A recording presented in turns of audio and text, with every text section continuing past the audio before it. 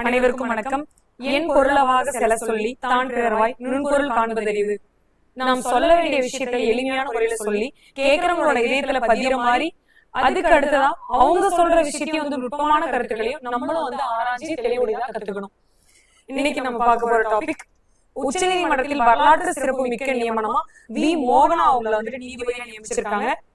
இவங்க யாருன்னு பாத்தீங்கன்னா மூத்த வழக்கறிஞர் வி மோகனா இந்திய உச்ச நீதிமன்றத்தின் நீதிபதியாக நியமிக்கப்பட்டுள்ளார். இதுக்கு முன்னாடி நாகரத்னான்னு ஒருத்தவங்க இருந்தாங்க. இந்து மல்ஹோத்ராவுக்கு பிறகு வழக்கறிஞர் பொறுப்பிலிருந்து நேரடியாக உச்ச நீதிமன்ற நீதிபதியாக உயர்த்தப்பட்ட இந்தியாவின் வரலாற்றில் இரண்டாவது பெண்மணி இவங்கதான். வழக்கறிஞர் பொறுப்பிலிருந்து உச்ச நீதிமன்றத்திற்கு நேரடியாக உயர்த்தப்பட்ட தமிழ்நாட்டை சேர்ந்த முதல் பெண்மணி இவராவர். இவங்க எங்க எக்ஸாக்டான்னு பாத்தீங்கன்னா கோவை. இந்திய உச்ச நீதிமன்றத்தின் வரலாற்றில் 12வது பெண் நீதிபதியாக இவர் பதவியேற்கிறார். இவரது நியமனத்தின் மூலம் உச்ச நீதிமன்றத்தில் வி மோகனா மற்றும் பி வி நாகரத்னா ஆகிய 2 பெண் நீதிபதிகள் பணியாற்றுவார்கள். முதல்ல சுதந்திரத்துக்கு முன்னாடி யாரு நம்மளோட சுப்ரீம் கோர்ட்டோட சிஜே இருந்தாங்கன்னு பாத்தீங்கன்னா சர் எலிஜா இம்பே. இந்த சுப்ரீம் கோர்ட் 1773 ஒழுங்குமுறை சட்டப்படி 1774 ஏற்படுத்தியிருப்பாங்க.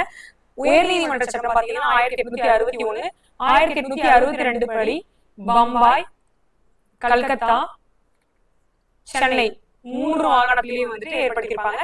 1935 சட்டப்படி 1937 கூட்டாட்சி நீதிமன்றம் ஏற்படுத்தியிருப்பாங்க.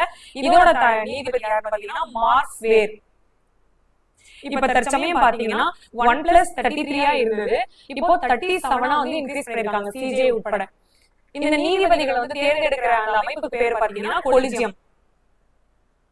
ஆனா 2014 ஒரு கேஸ் தேசிய நீதிபதிகள் ஆணையம் ஒரு ஆணையத்தை பிரதமர் மோடி தலைமையில ஏற்படுத்தியிருப்பாங்க. அவர் ஒரு சட்டத்து மூலமா பார்லிமெண்ட்ல நிறைவேற்றிருப்பாங்க. அது 2015 இத அபாலிஷ் பண்ணிட்டாங்க. இப்போ நம்ம கிட்ட இருக்கிறது கொலிஜியம். கொலிஜியம்னா மூத்த நீதிபதிகளோட அவைன்னு சொல்லுவாங்க. தேங்க்ஸ் ஃபார் வாட்சிங்.